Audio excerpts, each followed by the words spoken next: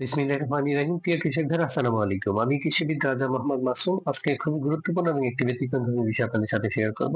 এতদিন আপনারা যে ভিডিওগুলো দেখেছেন, বিভিন্ন ফসলের রোগবালাই বা পোকামাকড়ের সমস্যা, আমরা বিভিন্ন ধরনের কীটনাশক বা আপনারা ছত্রাকনাশক বা রাসায়নিকের যে পরামর্শ দিয়েছি, এগুলো আপনারা ইউজ করেছেন, আশা করি উপকৃত হয়েছেন এবং আপনার ফসলের ফলনের ক্ষেত্রে খুবই উপকারী হয়েছে। তবে আজকে যে বিষয়টি আমরা আপনাদের সাথে শেয়ার করব, যেটি হচ্ছে এই কীটনাশক বা রাসায়নিক বা ছত্রাকনাশক ইউজের ক্ষেত্রে কিছু সতর্কতা বা কিছু গুরুত্বপূর্ণ বিষয় আপনাদের খেয়াল রাখতে হবে এবং মানতে হবে অবশ্যই। না হয় আপনার মানব স্বাস্থ্য প্লাস পরিবেশের জন্য খুবই হুমকিশালী বিষয়গুলো হবে।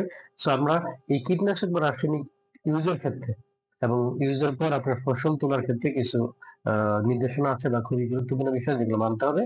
সো এই বিষয়গুলো আমরা আজকে আপনাদের সাথে জানবো। পিএইচআই যেটা সংক্ষেপে বলা হয়, প্রি হারভেস্ট ইন্টারভেল, অর্থাৎ আপনি কীটনাশক আপনি ইউজ করার পর বা রাসায়নিক ইউজ করার পর আপনার জমিতে কতদিন পর আপনি সেটি তুলতে পারবেন খাবারের জন্য বা বিক্রির জন্য, এই বিষয়টা যেটা খুবই গুরুত্বপূর্ণ মানতে হবে। আদারওয়াইজ আপনি যদি আপনার যে নির্দিষ্ট একটি দিন আছে বা নির্দিষ্ট একটা সময় আছে, এই সময়ের পর কীটনাশক ইউজের পর বা রাসায়নিক ইউজের পর এই সময়ের পর আপনি সেটি তুলতে পারবেন জমি থেকে খাওয়ার জন্য বা বিক্রির জন্য। এর আগে যদি আপনি সেগুলো তুলে পারলে হারভেস্ট করেন, তাহলে আপনার এই এই ফসলে আপনার এই কীটনাশক বা রাসায়নিকের যে রেজিডুয়াল ইফেক্ট আছে সেটা থেকে যায় বা এটার যে ক্ষতিকর যে প্রভাবটা সেটা থেকে যায়। সেটা যদি আপনি তুলেন বা খাবার খাবার খান, সেটা কিন্তু আপনার দেহে চলে যায়। অর্থাৎ সেক্ষেত্রে আপনার মানব স্বাস্থ্য বা আপনার দেহের জন্য সেটা ক্ষতিকর হবে। প্লাস হলো কিছু কিছু আপনার এই রেজিডুয়াল ইফেক্ট আছে যেগুলো আপনার মাটির ক্ষেত্রে বা পরিবেশের ক্ষেত্রে বা পানির ক্ষেত্রে ক্ষতিকর। সেইটা কিন্তু তখন আপনার এই পরিবেশের জন্য ক্ষতিকারক হয়ে যাবে। সো এইটা আপনি কিভাবে মেনটেন করবেন বা আপনারা কিভাবে বুঝবেন যে কোনটার জন্য কতদিন অপেক্ষা করতে হবে?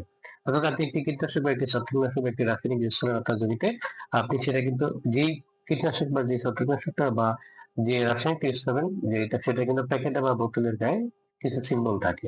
ওই সিম্বলের উপর ডিপেন্ড করে বা ওখানে লেখাও থাকে, আপনি এটা দেখে কিন্তু আপনাকে অবশ্যই মানতে হবে, ঠিক আছে? কারণ এই কিছু কিছু এই বিষয়টা আবার পিএইচএটা অর্থাৎ প্রি হারভেস্ট ইন্টারভাল বা কতদিন পর্যন্ত আপনাকে কীটনাশক বা রাসায়নিক ইউজ করার পর অপেক্ষা করতে হবে তোলার ক্ষেত্রে বা খাওয়ার খাওয়ার ক্ষেত্রে, এইটা কিন্তু সম্পূর্ণ মেনটেন করে আপনার এই কীটনাশক বা রাসায়নিকের গুণাগুণের উপরে। যে কীটনাশকগুলো বা ছত্রাকনাশক বা রাসায়নিকগুলো দ্রুত ভেঙে যায় এবং এটা রেজিডুয়াল ইফেক্টটা অর্থাৎ কমে যায়, অর্থাৎ শেষ হয়ে যায়, সেটার পিএসএ কিন্তু কম। এবং যেটার লংজিভিটি বেশি অর্থাৎ ধীরে ধীরে ভাঙে, সেটার কিন্তু আপনার পিএসআই বেশি দিন। অর্থাৎ আপনাকে দেখবেন আপনি আপনার যে কীটনাশক বা ছত্রাকনাশক বা রাসায়নিক দিচ্ছেন, এগুলোর বোতলে বা গায়ে প্যাকেটের গায়ে চিহ্ন থাকে, সবুজ কালারের চিহ্ন থাকে, লেখা থাকে বিষ সাবধান, বা এরপরে হলুদ কালারের চিহ্ন থাকে, লেখা থাকে বিপজ্জনক বিষ বা বিষ বিপজ্জনক, এরকম রেড কালারের যেটা থাকে বা লাল কালারের চিহ্ন থাকে বিষ মারাত্মক। তো এরকম কিছু সিম্বল থাকে যেটাতে আপনাকে ম্যানেজ করতে হবে। যে সবুজ কালার থেকে মিনিমাম 7 দিন আপনাকে অপেক্ষা করতে হবে স্প্রে করার পর। আদারওয়াইজ কিন্তু এটা রেজিডুয়াল ইফেক্ট আপনার শরীরে বা পরিবেশের ক্ষেত্রে ক্ষতিকর হয়ে যাবে। ইভেন যেটা হলুদ থাকে সেটা মিনিমাম 14 থেকে 21 দিন বা 14 দিন, মিনিমাম 15 দিন আপনাকে অপেক্ষা করতে হবে, এরকম একটা টাইম থাকে, ঠিক আছে? মিনিমাম 15 দিন বা মিনিমাম 14 দিন, 14 দিন 2 সপ্তাহ। আর যেটা রেড থাকে সেটাতে আপনাকে অবশ্যই 30 থেকে 35 দিন পর্যন্ত অপেক্ষা করতে হয়। আবার একটা হচ্ছে নীল কালার থাকে, সেটা আপনাকে অবশ্যই 3 সপ্তাহ অর্থাৎ 21 দিন অপেক্ষা করতে হয়। সো এই বিষয়টা আপনাকে অবশ্যই মেনটেন করতে হবে এই সিম্বল দেখে, এবং আপনি কোন কীটনাশক ইউজ করছেন, কোন ফসল ইউজ করছেন, আপনি সেটা তোলার ক্ষেত্রে। আদারওয়াইজ কিন্তু আপনার শরীরের বা মানব স্বাস্থ্যের জন্য এজ ওয়েল এজ আপনার পরিবেশের ক্ষেত্রে এটা খুবই হুমকিশালী বা ক্ষতিকর হবে, যেটার ইফেক্ট কিন্তু অনেক দিন পর্যন্ত আপনাকে বা আপনার পরবর্তী প্রজন্ম পর্যন্ত এটা চলে যেতে পারে, ঠিক আছে? এই কীটনাশকের এই প্রভাবগুলো।